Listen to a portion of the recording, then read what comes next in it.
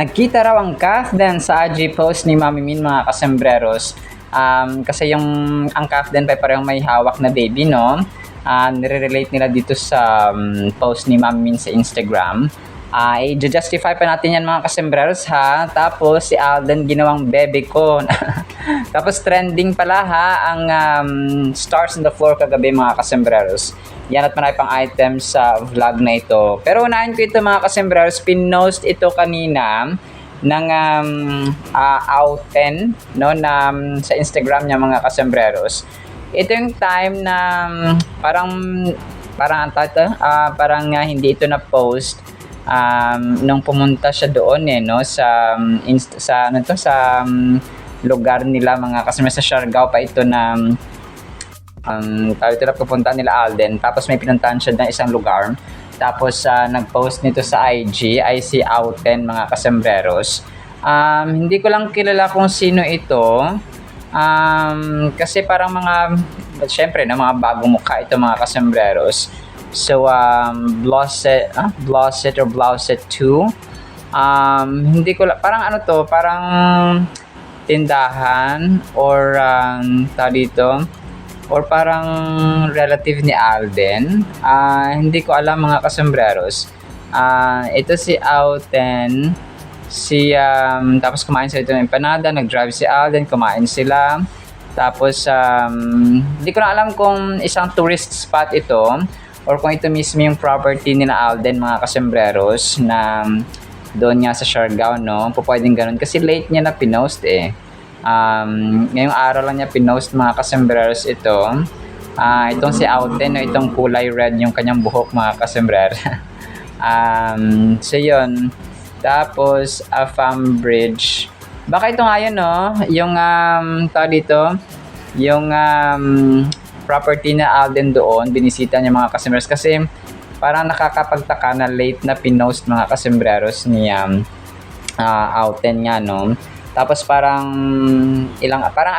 magkaibang scenario, parang magkaibang araw, no, mga kasembreros, yung paggala nila din dito. Tapos parang gusto ko sabihin na matagal sila nagsama doon sa Siargao nga dito, mga kasembreros, no, na kung saan ay parang kunwari ngayong araw pumunta si Alden doon, tapos next na araw na naman pumunta na naman siya doon. So parang ganoon ba, no, parang siguro ito yun, no? Kasi for privacy purposes din siguro ay hindi ka agad dito pinakita or pinost, mga kasembreros, ang gala time na ito ni Alden doon, mga kasembreros. So yan lang po ay aking parang analysis ba, mga kasembreros, na ito yung property ni Alden doon sa sa Siargao, mga kasembreros. And for security reasons at privacy purposes ay ngayon lang pinapopost or mga kasembreros, no, sa kanya. So maaaring ako ay hindi tama, no, maaaring ako naman po ay tama, mga kasembreros. So kasi nga ako ay nag-speculate lamang, mga kasembreros, no. Tapos yun, trending pala, no, kagabi ang stars on the floor, mga kasembreros. Hindi ko rin i-flash yung damit na ito ni Alden kanina dun sa isang vlog natin, mga kasembreros, na parang sumasayaw siya. Pero ito po ay pinost mismo ng GMA Network sa kanilang Facebook page, na kung saan niya ay humahataw si Alden, no. Naka-red siya dito, mga kasembreros, na jacket at saka red na damit, mga kasembreros. So yung na-flash ko kanina ay yung kanyang yung kanyang video. Pero itong kanyang picture ay wala, mga kasembreros. Tapos, of course, ang A-Team community ni Alden, mga kasembreros, nagkaroon sila ng group picture kagabi, na kung saan dito ay naka-brown si Alden, no? Kasi nagbihis si Alden una yung production number niya with group, and then yung, of course, yung solo niya, mga kasembreros, na sayaw. Yung naka-red nga siya. Tapos itong yung host na siya, na bilang host ng Stars on the Floor, ay nagbihis siya ng outfit na brown, mga kasembreros. So change outfit, no, si Phenomenal Box Office Cinema King. And speaking of outfit, mga kasembreros, no, pinost ng isang admin ang lahat ng outfits or OOTDs, no, outfits of the days ni Alden sa entire Stars on the Floor na season 2 mga kasembreros. So ito po ay halo-halo na, no? Of course may leather jacket, may white, may dirty white, may brown, may parang yung locally made at saka napakaganda na paghabi sa damit. Tapos yung parang kay Daryl Maag, no? Parang something like that mga kasembreros dito na damit din po, no? Or parang jacket mga kasembreros, no? And something like that. So yun, parang nakumpal niya mga kasembreros, no? Yung outfits ni Phenomenal Box Office Cinema King. Tapos isa sa mga major items natin, si Alden tinawag na bebe ko, no, ng isang fan dito. Ang daming paraan, ikaw ang tanging dahilan. Sa posted niya Paulengs, no, mga kasembreros. Wow, grabe ang bebe ko na yan. Sobrang pogi, no, mga kasembreros. So tapos ang picture dito ay yung damit dito ni Alden ay yung naka-brown nga siya mga kasembreros, no, as host ng Stars on the Floor finale episode kagabi mga kasembreros. So ang bilis ng panahon, no, talagang dito Lunes ngayon, bukas Martes, tapos pag parang Biyernes na agad. Parang Sabado na naman ulit mga kasembreros, na parang bilis ng pacing talaga ng panahon mga kasembreros. So madali tayong tatanda nito, no, kasi mabilis ang araw talaga mga kasembreros. Birthday mo yun, tapos mga kalab, normal days na naman, no, something like that mga kasembreros. Ang takbo ng buhay natin sa mundong ito. So yun, no, talagang lang. Tapos yun, si Lexine dito at saka si Lexi Gonzalez at saka si Alden, para nakikita ng isang admin dito na kung saan ay pinost niya yung hosting partnership nila kagabi mga kasembreros. So si Lexine, parang sabi dun sa caption, parang na para bang me at D ang tawagan. Para bang mommy at daddy daw ang tawagan, no? Kasi nga may pahag, no, si Alden. Parang biglang pahag, something like that mga kasembreros. Yung kanilang ginawa dito ni Alden at saka ni Lexi Gonzalez. So definitely sila po ay magkaibigan lamang, no? Kasi nga si Lexi ay hinahangaan niya si Alden mga kasembreros. So kasi nga sobrang bait and so on mga kasembreros. Tapos ito sabi niya dito, sobrang pogi. Napapogian siya kay Alden mga kasembreros, na parang isa siyang fan na present doon sa venue ng Stars on the Floor sa studio, na kung saan ginaganap ang Stars on the Floor ay parang nasa corner kasi si Alden dito tapos binibidyohan nila mga kasembreros yung time na naka-red pa or naka-pula pa si Alden mga kasembreros, hindi pa siya nakabihis ng kanyang brown na damit. So dun sa gilid lang, no? Tapos kinukuhaan siya ng video mga kasembreros ng fan na ito. Alden Pogi Richard, sabi niya dito sa kanyang caption mga kasembreros. So sobrang sa Gedli lang si Alden, no? Tapos in-instructionan siya of course ng isa sa mga production staff mga kasembreros doon. Tapos next item natin, so ito yata yung time na wait, so yun po, nagpo-pull up pa siya mga kasembreros. So by the way, no, abang-abang natin yung code gray of course, no, ni Alden mga kasembreros, na kung saan ay nagsisimula na yata sila ng shoot no, mga kasembreros. So meron na silang script reading nakaraan, na rin sila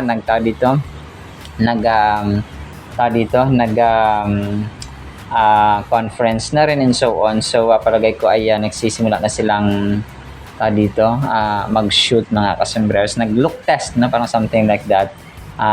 Yung code gray na cast nga mga kasembreros. So palagay ko ay nag-aano na sila ngayon, nagsisimula ng mag-shoot mga kasembreros. Tapos yung trend dito about kay Alden mga kasembreros ay ginawa na naman, no? Posted ito ni Ren Verus, no? Something like that, mga kasombreros. Pinost niya ito, sabi niya, I crushed so hard on Alden, no wonder my husband looks just like him. Tapos yung asawa niya dito ay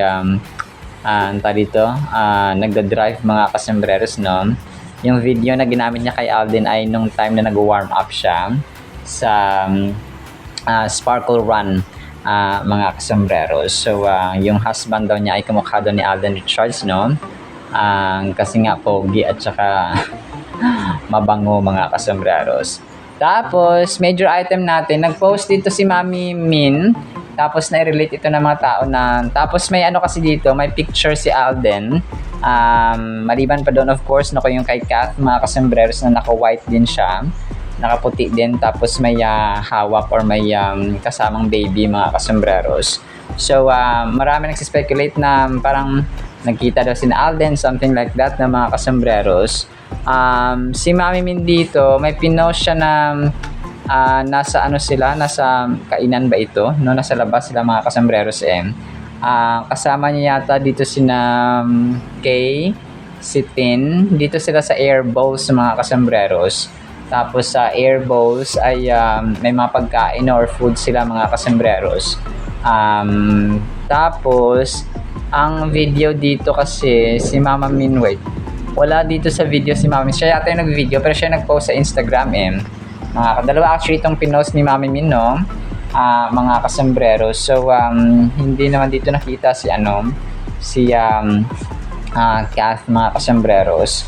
So parang dito yata si Lexine, si Natin, si Kay, mga kasombreros, no? Andito yata si Baby Kiona, mga kasombreros. So dalawa yung pinost ni Mama Min, na na-relate nila dito sa pagkita ng Kath din, mga kasombreros. I-justify pa natin ito, mga kasombreros.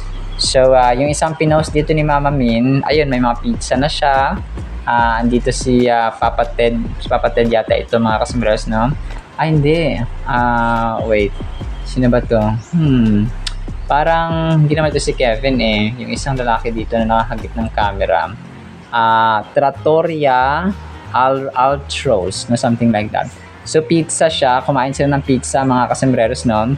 So ang hindi ko na mag-guess, yung unang video na flash natin, na pinuntahan nila. So parang sabi nila na ba't si Alden at si Kath, no, ay may hawak na baby. Si Alden naka-white din siya, naka-cap, mga kasombreros. Tapos si Kath naman ay yun nga, naka-white din siya, nakasama si baby Ori na na-flash na natin nakaraan. So parang napagtagpi-tagpi lang, mga kasombreros, no? Pero if I'm not mistaken, tong picture na kay Alden ay throwback ito, mga kasombreros, no? Help me to figure out, no? Help me to to confirm, mga kasombreros. So kasi yun yung naisip ng ibang tao na parang nagkita sila, no, mga kasombreros, ni na Alden at ni Kath, no? Naka-white siya, no, para sila naka-white and then may baby na hawak. Pero palagay ko magkaibang time, magkaibang oras, magkaibang lugar ito, mga kasombreros. So trend po, no, hoping and praying na nagkita sila, mga kasombreros. Pero siguro in the meantime ay hindi mo na siguro kasi sobrang busy din nila, mga kasombreros, sa kanilang mga individual projects and kontrata, mga kasombreros. So yun po, hoping and praying na soon ay magkakaroon sila ng project ulit, mga kasombreros, no? Tapos next item natin, no, si Jasmine Curtis Smith, no, parang na-picturean siya dito sa likod na hug ni Alden Richards, mga kasombreros. So si Jasmine Curtis Smith at si Alden ay sobrang close din ito, mga kasombreros, no? Kasi nagkasama na rin sila sa mga previous projects nila, mga kasombreros. So yun, kung kaya very close din ang dalawang ito, mga kasombreros. And then may isang picture dito na nakuhaan naman sina Alden at the ultimate duo, no, ngayong season 2 ng Stars on the Floor, na sina Sugar Mercado at Jeremy ng Horizon nga, mga kasombreros. So yun, parang may comment dito, may caption, I don't recall seeing you looking that worried before a performance, but that didn't matter because you and Ate Sugar did so well. You both delivered, and the performance with no much hurt and passion. Literal chills. Proud of you, no, Jeremy and Jeremy Lendres Hitak. Basta yun mga kasama sa parang binabati niya sina Sugar at Jeremy mga kasombreros. So talagang they deserve, no, everyone deserves naman mga kasombreros, pero nga, no, bilang competition kailangan may manalo at kailangan may tanghaling kampiyon mga kasombreros. So yun po, no. Tapos last item natin ito mga kasombreros, ha. Itong si Kath, no, parang may ano na naman dito na comment sa kanya mga kasombreros na pinatulan ng isang admin niya mga kasombreros, no, itong kay Kath. Sabi niya dito, grabe itong nag-comment na to about kay Kath, as in pretender. Sabi kasi nung nag-comment, because she's the pambansang great pretender pa, bebe, copycat sa Coco Julia, no mga kasombreros. Problema mo kay Kath, sabi dito. Sabi dito ng pumatol na na admin mga kasombreros. So pero hayaan na natin sila, no. Inggit-pikit na lang yung mga pero love your enemies daw, no. Kaya hayaan na natin sila, no, mga kasombreros. Tapos sorry, may last item pala tayo. Pinost ito ni Alden sa kanyang Instagram, yung Sparkle Run 2026 nila na dito na parang random captured moments doon sa Sparkle Run nga mga kasombreros. So pinost ito ni Alden sa kanyang Instagram, part ng kanyang Instagram story mga kasombreros. Ito po ay pinost ni or nakatag dito si Renzo, I am Renze Rovi and Ma'am Joy Marcelo nga mga kasombreros, no, na bossing. Isa sa mga bossing ni Alden mga kasombreros. So hindi ko lang sure kung tao dito kung sino itong si Renze Rovi. Baka isa sa mga tao dito, isa sa mga managers din po, no, ng GMA mga kasombreros or GMA Sparkle. So pero yun po, no, part siya dito ng alam ko na may na-flash na ako na picture niya dito ni si Renze Rovi at saka si Ma'am Joy Marcelo kagabi, na part ng kanyang Instagram story din po mga kasombreros. So yun po, no. Alright, so yan na actually sa ating Kathleen items. May ipi-play ba ako dito na video?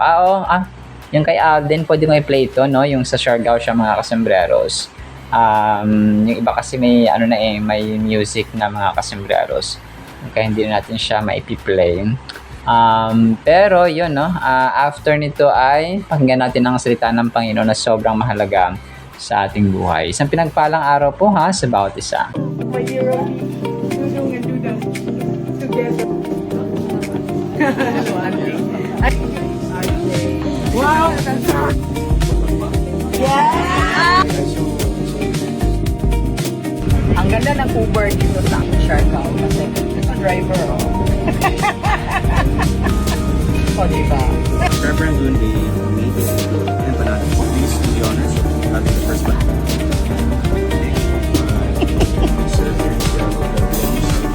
Thank you.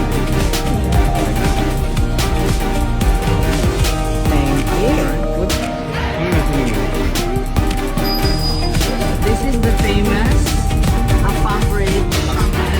Again, ha?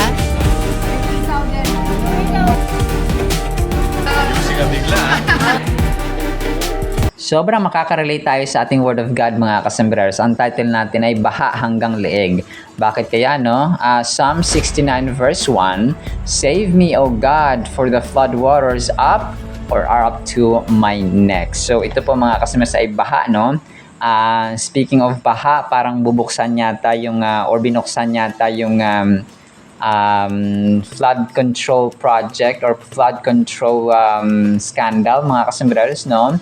Na kung saan ay naudlot yung investigation at walang napanagot, mga kasembreros, na nagkasala na mga ang tawag dito, na mga kawatan sa gobyerno, mga kasembreros. So hoping and praying na talaga manaig ang katarungan at hustisya sa ating bansa, mga kasembreros. So parang hindi ka na matakot na magsabi ng totoo or magsabi ng katotohanan, mga kasembreros, because justice is being served and justice is being manifested, mga kasembreros, sa mga tao at sa buong bayan, mga kasembreros. So pero dito, no, hindi man literal na baha, no, mga kasembreros, kasi nung mga nakaraang mga taon or buwan, mga kasembreros, ay talagang yung binaha yung Pilipinas, 'di ba, na kung saan na diskubre na ang mga nabulatlat, no, na ang mga flood control projects pala ay ninakaw ng mga kawatan sa gobyerno, mga kasembreros. So naging way yung mga baha. So talaga nakakapanlumo lang na maraming taong namatay, na maraming inosente ang nadamay, mga kasembreros, during the times ng kumapamayat-maya at saka sunod-sunod na baha at bagyo, mga kasembreros, ang naranasan ng ating bansa. So talagang pinukaw at niyanig, no, ng ang ating bansa, mga kasembreros, ginising ang taong bayan sa nangyayaring talamak na korupsyon sa ating bayan, mga kasembreros. So dito ay ito pa ay panalangin ni Haring David, no, sa Panginoon, mga kasembreros. Grabe, no, kung makita mo, kung babalikan natin yung kwento, David, when he was 17, at his young age, mga kasembreros, ay winner at saka champion na siya na when he defeated Goliath, mga kasembreros. So nung naging hari siya, naging malaki yung mas dumami yung kanyang responsibilities, mas tumaas yung kanyang tungkulin, kasi nga hari siya ng Israel, ay mas dumami rin yung kanyang tungkulin. Parang naging presidente siya ng buong Israel, mga kasembreros. So kung kaya may mga times na talagang sabi niya, lugmok na siya, very downhearted, in great sorrow, in great pain, mga kasembreros, ang hari ng Israel na minsang naging champion. And when he was king, mga kasembreros, ay marami rin namang champions, no, at saka victories ang binigay ni Lord sa kanila, mga kasembreros, because of the power and might and spirit of God, mga kasembreros, na sinasamahan si Haring David. So dito ay talagang parang sabi niya, said na ako, Lord. Parang ito yung gusto niya sabihin, na grabe yung aking problema, Lord. Nako, umaapaw, no? Parang something like that, mga kasembreros. Parang sinasakal na ako ng aking problema, ng aking trials and circumstances. Yung mga challenges, kaliwat kanan. So sa ating buhay, parang ganun, no?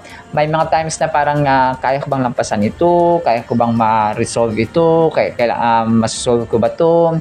May mga times na parang napapatanong ka na may solusyon ba sa problemang ito? Ano ba ang solusyon sa problemang ito? So may mga times na gano'n, na kasi tao tayo, no? When we have problems, when we have trials, those are indications, mga kasembreros, or manifestations na tao po tayo, because kung hindi tayo buhay, kung hindi tayo tao, mga kasembreros, ay wala tayong problema. So gano'n, yung mga insekto nga, di ba? Yung mga problema rin nila, may mga problema rin silang kinakarap na bago paano kumain, paano makasurvive, no, mga kasembreros, no. Every living thing sa mundong ito ay may trial at saka may problema or may mga challenges, mga kasembreros. Yung isang tanim, di ba? Problema rin nila, of course, ang paano mamunga or paano lumago, paano lumaki, mga kasembreros. So they need nutrients as well. So lahat ng yung mga walang problema lang dito sa mundong ito ay yung mga non-living thing, mga kasembreros. Yung mesa, for example, yung upuan, for example, yung electric fan, for example. Electric fan, kailangan kung paano siya umikot, mga kasembreros, no? Pero they're non-living things. So tayo, mga tao, mga kasembreros, na parang ganito, na parang ito yung gusto sabihin din ni David, no? And tayo rin minsan ganito. David implores God to save him from the imminent dangers threatening to sweep his life away like a flood. So kagaya ng baha, parang metaphorical description yung ginawa dito ni Haring David, mga kasembreros, na parang kinumpara niya yung kanyang problema na parang naanod na siya, nalulunod na siya, mga kasembreros, no?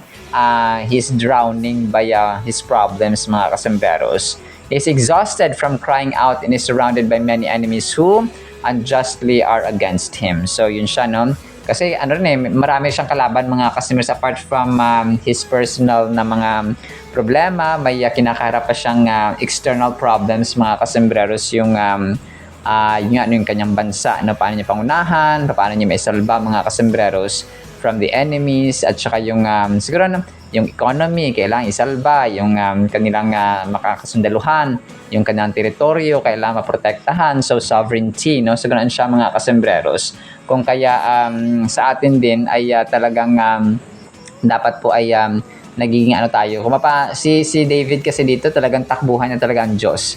Yun yung kanyang number one na resort mga customers, number one na resources ni Haring David, talaga ang Diyos, ang manalangin parati mga kasembreros.